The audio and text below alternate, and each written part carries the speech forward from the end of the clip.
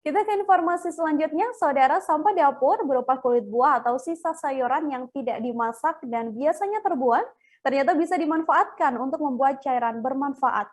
Seperti yang dilakukan oleh sejumlah ibu-ibu di Dusun Muhajirun, Desa Negara Ratu, Kecamatan Natar, Kabupaten Lampung Selatan, Provinsi Lampung.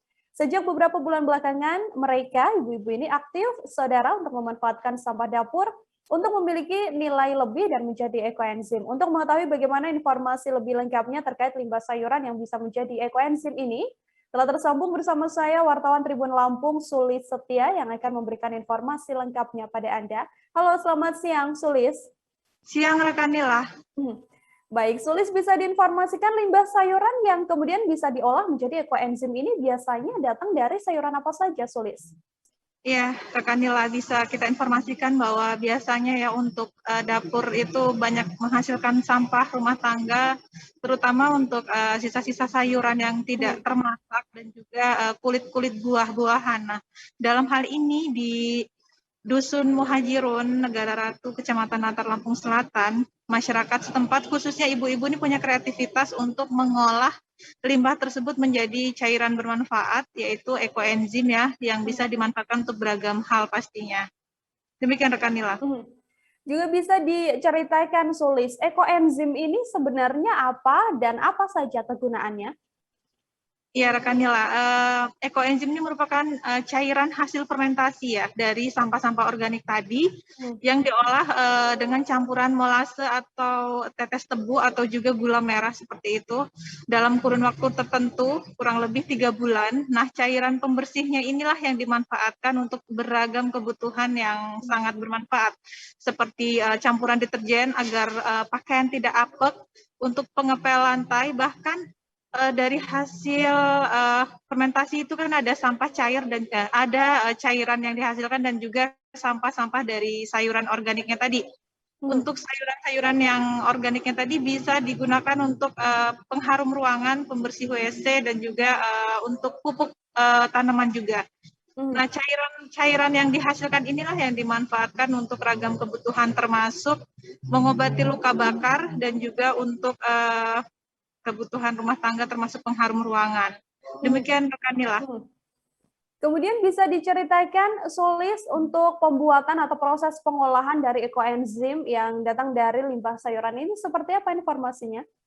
Ya, kita juga ada hasil wawancara ya dengan salah satu penggagasnya gitu. Ini sudah diterapkan atau dilakukan sekitar 3,5 tahun terakhir. Jadi sudah ada yang panen juga di masyarakat setempat dan merasakan manfaatnya langsung dari cairan tersebut.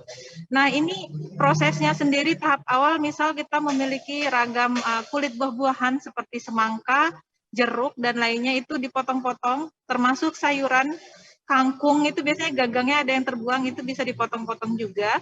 Bisa ditambahkan bumbu-bumbu dapur supaya aroma dari ekoenzimnya juga lebih wangi gitu dari jeruk nipis atau serai dan juga bumbu lainnya. Nah, itu dipotong-potong, dicuci bersih, perbandingannya 10 liter air bersih itu dicampur dengan 1 kilo molase. Setelah tercampur rata, baru dimasukkan bahan-bahan organik dari sampah sayuran dan juga buah tadi. Kemudian ditutup rapat selama 7 hari, diaduk, kemudian ditutup rapat kembali untuk diaduk 1 bulan kemudian. Setelah itu 2 bulan kemudian baru boleh dibuka dan itu sudah bisa dimanfaatkan cairannya, rekan Nila.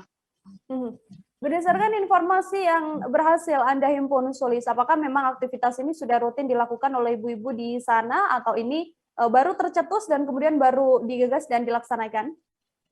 Ya, ini awalnya ada salah satu masyarakat setempat ya yang mengikuti semacam pelatihan seperti ini dan kemudian itu penggagasnya yang kemudian itu mencoba menginisiasi untuk masyarakat di dusunnya, mengajak para ibu-ibu untuk melakukan hal serupa, memanfaatkan limbah yang tidak termanfaatkan ini menjadi barang yang lebih bernilai guna, dan itu baru dilakukan sekitar setengah tahun terakhir. Jadi sudah ada yang panen dan ini mulai memproduksi lagi. Demikian rekan Nila.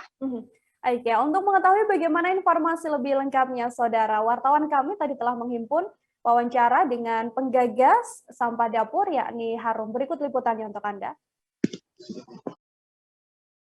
Ekoenzim itu fermentasi dari sayuran dan buah organik yang difermentasi dengan gula merah atau gula aren atau molase tetes tebu. Nah, untuk perbandingannya sendiri 1:3:1. Maksudnya gimana tuh 3 kilo bahan sayuran? 3 kilo bahan sayuran dan buah, BU-nya, bahan organiknya, 1 kilo gula atau molase dan 10 liter air. Oke, nah ini apa aja sayuran dan buah yang bisa dipakai, dan itu kulitnya atau buahnya itu gimana nih? Bisa kulitnya, bisa buahnya. Yang mesti sayur yang masih segar, jangan busuk, jangan yang sudah matang. Terima kasih sudah nonton. Jangan lupa like, subscribe, dan share ya.